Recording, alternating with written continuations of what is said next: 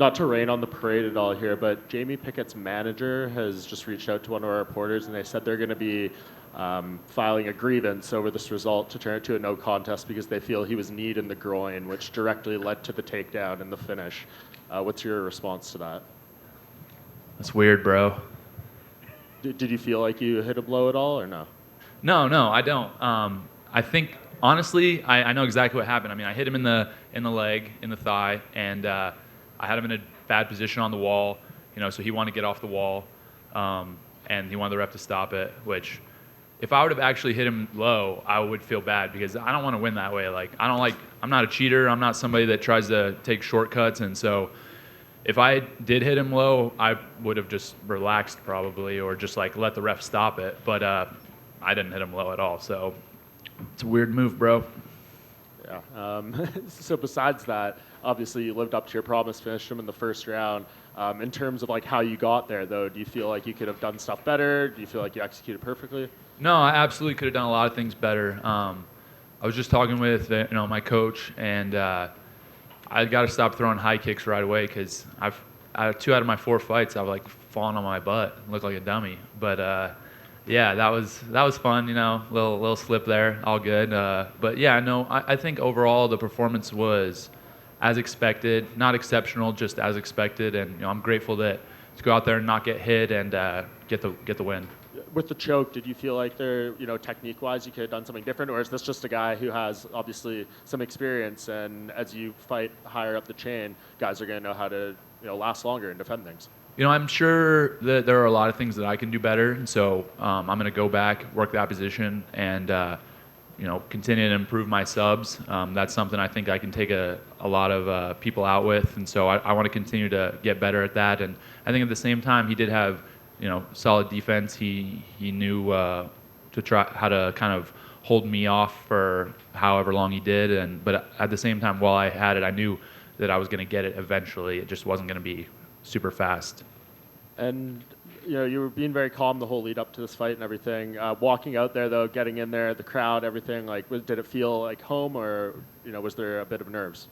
There's always nerves. Anytime you're going to do something like this, I think anybody says, there's no nerves. They're just trying to act like a cool guy. And I feel a lot of nerves. So, for me, luckily I've had a ton of experiences like this through wrestling and, wrestling in big stages that I had the opportunity to at Penn State. And so, yeah, I would guess just to kind of recap my experience, I was back in the tunnel and just, I felt very serious, very all right, let's get this done, take care of business. And then as soon as I walked out and heard the fans screaming and cheering and everybody wanted to high five me, I just had to smile because that was so cool to get that support. And I just wanted to embrace that and be very present in that moment and enjoy it. And yeah, overall, awesome experience. And now that that's behind you, last thing for me, where do you go? The debut's under your belt, and you can kind of move forward and look at things. So what do you want next? I think that for me, I've had 6 minutes of cumulative time in a cage, so there's not a ton of experience there. So I need to get my experience through training. I've got the support of all the guys at American Top Team. I'm able to go down there, train with high-level guys, get time with super strong pros, guys who've got a ton of experience. So I need to develop there and continue to improve. So the next on the list for me is just keep getting better and get my experience in training instead of in the actual cage. Over here. When you said you felt some nerves before this fight, was that just because of the magnitude of the moment, or just in the fact that you're about to go fist fight a human being?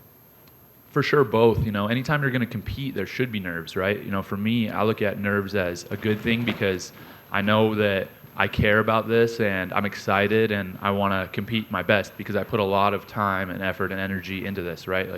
I've only been in MMA a year and a half, but I've spent my whole life pretty much in combat sports training for moments like this. And so the nerves to me are a good thing and something that I'm grateful for, and that it just makes everything fun, right? I want the nerves because that's how I know I'm living life to the fullest.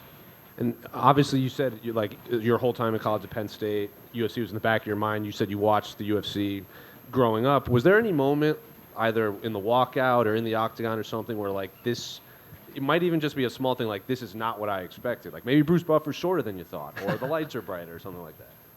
I don't think that I had I guess, set expectations where I was like, oh, I expect it to be this way. I expect it to be that way. I guess the most unexpected thing was like how loud I felt the crowd cheered for me.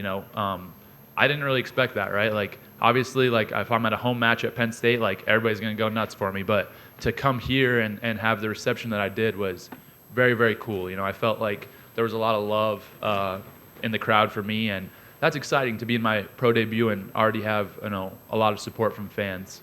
The final one for me is, it seems like the second you signed with the UFC, the argument over, or the question over who's the best wrestler in MMA kind of came to an end. You might disagree, but that seems to be a lot of fans. So in your mind, if, say, fans put you number one, who would you, as an All-American wrestler, put below you as the second best wrestler in the UFC? That's a good question. I think there are a lot of high-level guys that do things really well. And if you look at straight wrestling ability, I would have to go with probably Henry Cejudo at this point. Olympic gold medalist, guy who, not only Olympic gold medalist, but an Olympic gold medal, youngest ever at the time. And, he didn't compete in college wrestling, but still obviously have to respect his skills, and a guy that uses wrestling in his fights as well. So, yeah, I would probably put him right up there. Hey, Bo, back here. Bo, one more question on the nerves. How would you compare going out there tonight compared to, full arena, competing for the championship at Penn? It's very similar. I would say that it's kind of the same thing, but it just scaled up, right? The UFC, I truly believe there's no organization and no platform like it that is able to put events together like this. And for me to be a part of this at, my fourth pro fight and at 27 years old, only training, like I said, a year and a half is such an amazing thing. And I'm really grateful. I think I've said that word 150 times over this entire fight week, but that's really, I would say, the overwhelming emotion of this whole experience is just a lot of gratitude and appreciation to, be here.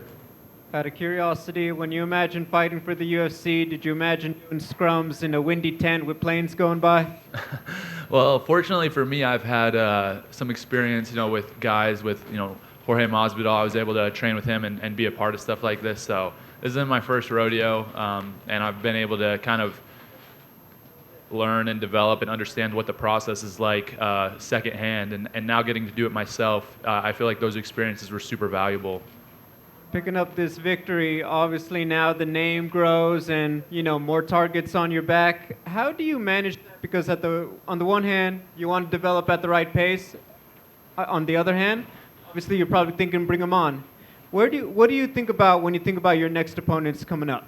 Yeah, it's funny that you said bring them on, because that's literally what I was thinking. Bring them on, baby. I'm ready. So, at the end of the day, my management team, my coaches, those guys will help me decide what's right for me in my career. And I'm not too prideful to admit I have a long way to go to get where I want to be, right? My goal is to be UFC champ, is to be the best fighter in the world. And that's a long road. That doesn't just happen in a day. It doesn't happen in a year. It doesn't happen, it might take 5 years. It might take longer. So, for me, it's being consistent and improving, getting better every single day.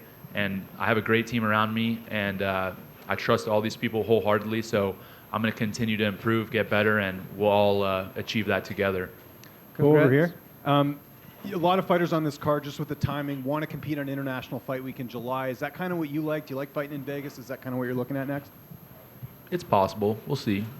Obviously that's a great opportunity. Again, probably going to be a huge card. So, like I said, I'll talk with my team and make the decision.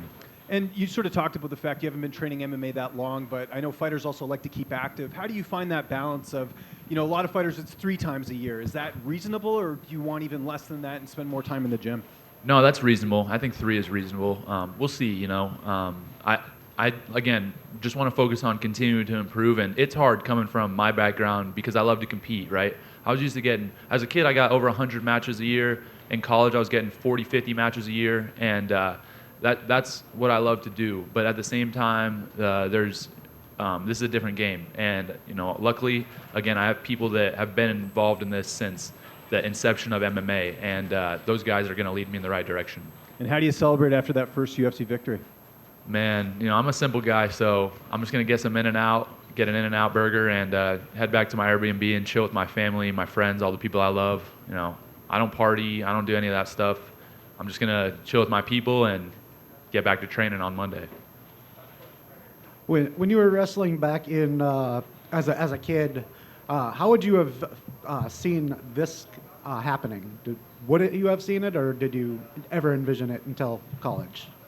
No, I envision this. Just if you watch an event, right? For me as a competitor, as somebody that always has had big goals, huge goals, you automatically visualize yourself in that place, right? You know, when I was watching these fights, watching Chuck Liddell fight, Randy Couture fight, Tito Ortiz, guys like that, like you obviously, you know, for me as a young dreamer, I guess you visualize yourself in their position, and so.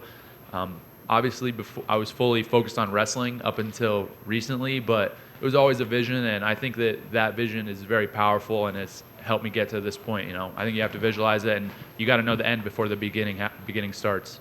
And like when you were wrestling at like junior nationals and cadet nationals, did you know the UFC fighters that had gone through those tournaments like that?